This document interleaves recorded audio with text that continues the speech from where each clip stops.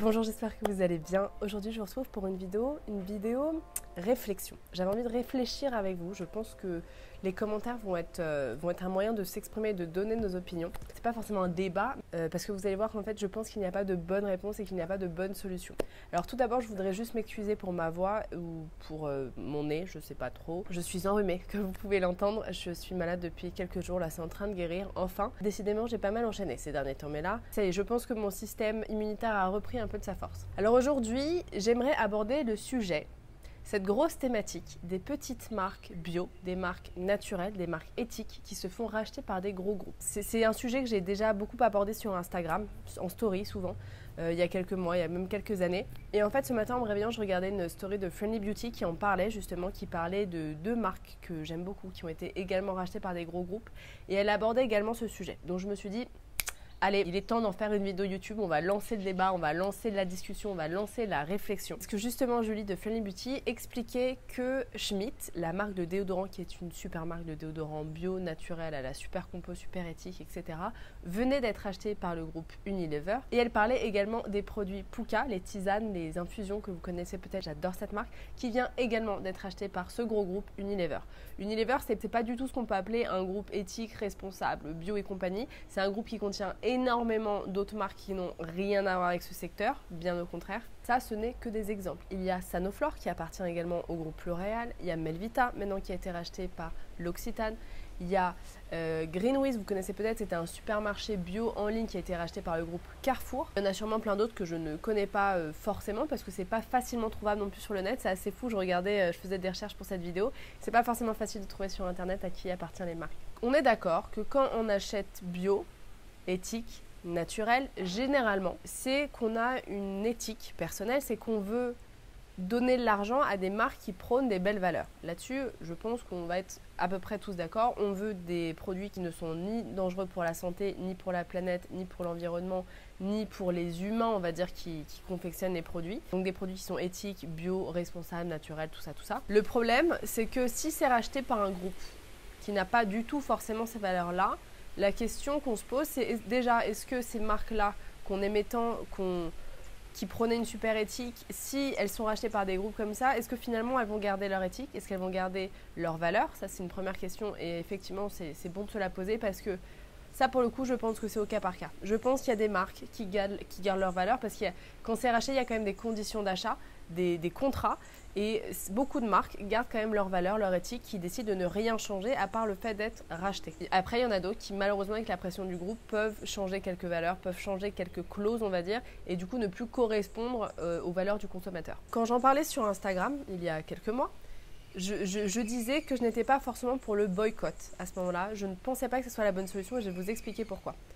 Vous avez été très nombreuses à me répondre à ça en me disant que vous ne vouliez pas donner de l'argent à des gros groupes et là-dessus, vous avez entièrement raison. Bien sûr que demain, si j'achète mes petites infusions Pooka, l'argent va aller au groupe Unilever. L'argent va à ce groupe, donc le groupe va pouvoir peut-être financer d'autres marques qui n'ont aucun rapport avec nos convictions, avec nos valeurs.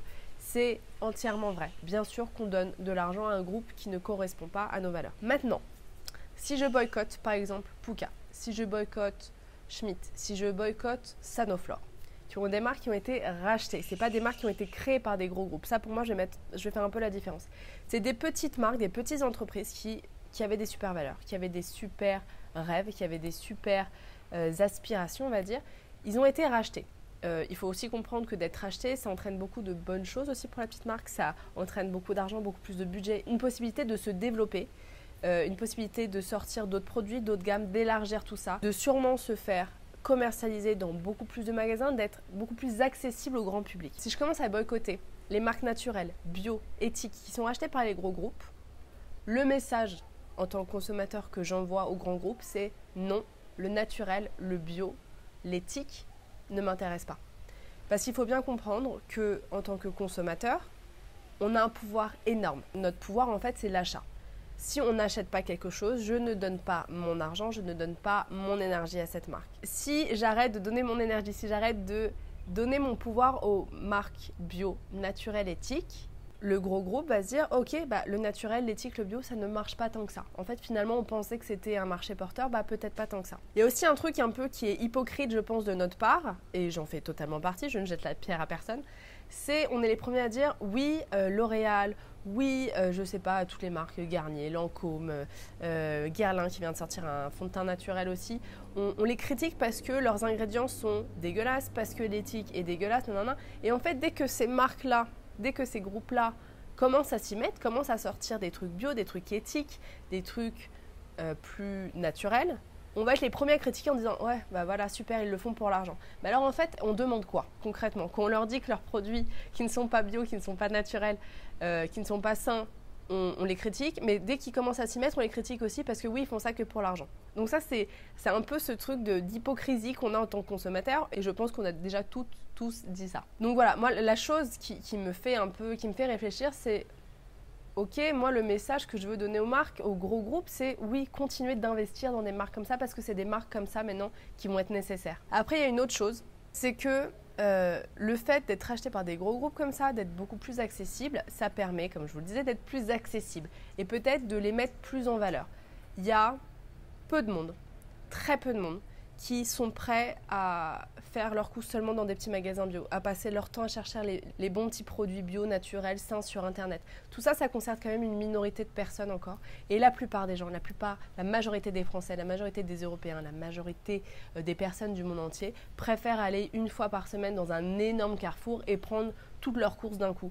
Et dans ces cas-là, je préfère 1000 fois qu'il y ait un déodorant Schmitt qui soit dans les rayons, une infusion Pouka qui soit dans les rayons, et qui choisit ça plutôt qui se tourne vers du Axe, vers du Narta, vers du Dove, qui se tourne vers du Lipton ou je sais pas quoi, parce que ce sont les marques qui sont présentes dans les grandes surfaces. Donc vous voyez, c'est un peu ce truc, ok, je suis pas forcément pour non plus, parce que je préfère 1000 fois donner mon argent à des petites marques artisanales, et si vous avez le choix, je vous conseille 1000 fois de continuer à consommer ces petites marques, à continuer à encourager ces petites entreprises, c'est évident. Là-dessus, il n'y a même pas photo. Si vous avez le choix, prenez les petites entreprises. Mais je ne suis pas non plus pour le boycott. Et je ne trouve pas non plus que ça soit totalement imbécile de faire ça, dans le sens où ça va peut-être toucher plus de monde. Et vous voyez, moi j'ai plein d'amis qui pensent que d'aller en parapharmacie, c'est acheter forcément des produits qui sont sains, naturels, bio. Alors c'est totalement faux. Dans les parapharmacies, il y a peut-être 80% de marques qui sont dégueulasses. Et bien Sanoflore, maintenant, ça fait partie des parapharmacies. Velleda aussi. Et bien je suis heureuse que ce genre de marque fasse partie de ce marché-là, soit plus facilement accessible. Et je trouve que ce sont des produits qui sont parfaits pour faire la transition, en fait. Pour les personnes qui sont pro-bio, pro-naturel, pro-sain, pro-éthique, bien évidemment que ce n'est pas les meilleures marques pour ça. Après, pour les personnes qui consommaient conventionnellement jusqu'à maintenant, eh ben, je trouve que ce sont des marques de transition qui sont idéales. Et peut-être que le fait d'être acheté par des gros groupes, d'avoir plus de moyens, ça permet justement à la majorité des consommateurs de s'intéresser à ces marques-là. En fait, c'est ça le truc. Donc, et je pense aussi par exemple à la marque Une, je ne sais pas si vous vous en souvenez, qui a été arrêtée malheureusement il y a quelques années. C'était une marque de maquillage bio qui était géniale. C'était une des premières d'ailleurs marques... c'était une des premières marques bio et la qualité était géniale. Et en fait, c'était une marque qui faisait partie du même groupe que Chanel, du même groupe que Bourjois. N'empêche que c'était une super marque. C'était une marque qui avait eu l'argent de se développer, qui avait eu l'argent pour être accessible comme ça par tous, qui avait eu l'argent pour développer des gammes et des tests et une qualité qui était vraiment top. Ça, c'est parce que ça appartenait à un gros groupe. Il faut arrêter de se mentir. Et Julie de Friendly Beauty disait ça aussi très très bien ce matin dans les stories. Elle disait que si, imaginons toute la France commence à se mettre à des petits déodorants sains, naturels et tout, les petites marques, les petites entreprises ne sont pas du tout aptes pour l'instant à répondre à la demande de ce marché-là. Ce n'est pas les infrastructures, les moyens ne sont pas du tout suffisants. Donc c'est ok aussi que des gros groupes s'y mettent et s'y attellent.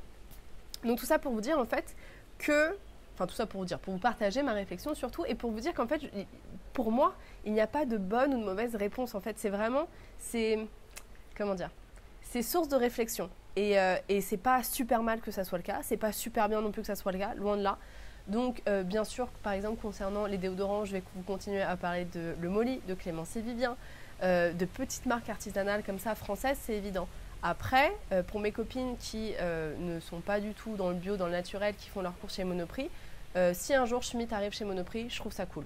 Voilà, je trouve ça très cool et je préfère qu'elles achètent ça plutôt qu'un déodorant Ushuaïa ou je sais pas quoi. Il y a aussi beaucoup de personnes qui vont dire oui, les gros groupes achètent ces marques-là seulement pour l'argent, c'est pas du tout pour leur valeur. On est d'accord, là-dessus il n'y a pas photo non plus. Bien sûr que les gros groupes sont en train de se rendre compte que le naturel, que le bio, que le sain, c'est un marché qui est extrêmement porteur. Et bien sûr qu'ils se rendent compte que c'est un marché qui va leur apporter de l'argent. Après, ne nous mentons pas non plus, même les petites marques artisanales restent des entreprises, ce ne sont pas des associations. Le but premier d'une entreprise, c'est d'être lucrative, c'est de faire de l'argent. Donc n'importe quelle entreprise, même si elle a des belles valeurs et un côté sain et un côté éthique, bien évidemment qu'elle est là aussi pour faire de l'argent. Donc je ne veux pas non plus tout confondre et parfois j'ai l'impression qu'il y a ce petit mélange de oui, ils font ça pour l'argent, bien évidemment, mais toutes les entreprises se montent pour faire de l'argent, avec des belles valeurs, avec des beaux produits, mais le but premier, ça reste de faire de l'argent. Je ne pense pas que cet argument soit vraiment valable. Voilà, c'était ma réflexion. Donc ça m'est arrivé plusieurs fois de vous parler de Sanoflore parce que c'est une marque que j'aime beaucoup, parce que c'est une marque qui a gardé pour le coup des valeurs qui étaient propres à la marque de base, qui était avant une toute petite entreprise. Et ils ne sont pas du tout vendus en Chine. Ils sont vendus pour l'instant, il me semble qu'en France et à un autre endroit, mais qui respectent les non-tests sur les animaux et qui respectent les valeurs de la marque. Donc pour moi, je n'aurais aucune raison d'arrêter de consommer Sanoflore et il n'y a aucune raison que je ne conseille pas Sanoflore à quelqu'un qui a envie d'être en transition. Après, effectivement, pour toutes les marques qui commencent à se développer et qui sont vendues en Chine, pardon pour les bruits, ça c'est une autre question. Parce que quand en fait un produit est vendu en Chine, il doit être obligatoirement testé sur les animaux, c'est la réglementation chinoise. Après, c'est pas la marque en tant que telle. Imaginons, c'est le cas de Melvita par exemple. Melvita ne teste pas sur les animaux quand c'est contre les valeurs de la marque, mais Melvita est vendu en Chine. Ce qui fait que la marque autorise, on va dire, le gouvernement chinois à tester sur les animaux. Donc ça, pour beaucoup de consommateurs, c'est rédhibitoire et ce que je comprends très bien aussi. Et c'est vrai que j'essaie d'éviter au maximum ces marques-là. Enfin bref, tout ça pour vous dire que le rachat d'une marque, pour moi, qui est bio, qui était une petite entreprise à la base, si elle garde les mêmes valeurs, et bien entendu c'est la condition évidente, si elle garde les mêmes valeurs, je ne vais pas la boycotter parce qu'elle a été rachetée par un gros groupe. Après, pour terminer cette réflexion, évidemment, si vous avez le choix, je vous conseillerais de vous tourner vers et d'encourager surtout des petites entreprises qui se lancent, des petites entreprises artisanales, d'encourager ce genre d'initiative. Voilà, mais en tout cas, une fois de plus, ma réflexion n'est pas gravée dans le marbre, ce n'est que ma réflexion du moment, c'est une réflexion que j'ai depuis quelques mois et je serais curieuse d'avoir les vôtres. N'hésitez pas à donner votre avis surtout en commentaire, à discuter calmement, posément s'il vous plaît. Je ne veux pas d'agressivité et il n'y a d'ailleurs aucune raison que ce soit un débat qui soit agressif, mais je serais vraiment curieuse d'entendre vos arguments et peut-être que ça fera évoluer ma pensée, peut-être que ça fera évoluer d'autres pensées. En tout cas, merci d'avoir regardé cette vidéo, je vous embrasse très fort, on se retrouve la semaine prochaine, on se retrouve jeudi pour un article sur le blog. N'hésitez pas, comme d'habitude je vais le répéter, à vous abonner à la chaîne si ce n'est pas déjà fait, à mettre un petit pouce vers le haut si vous avez aimé cette vidéo et je vous embrasse très très fort. À très vite. Bye bye.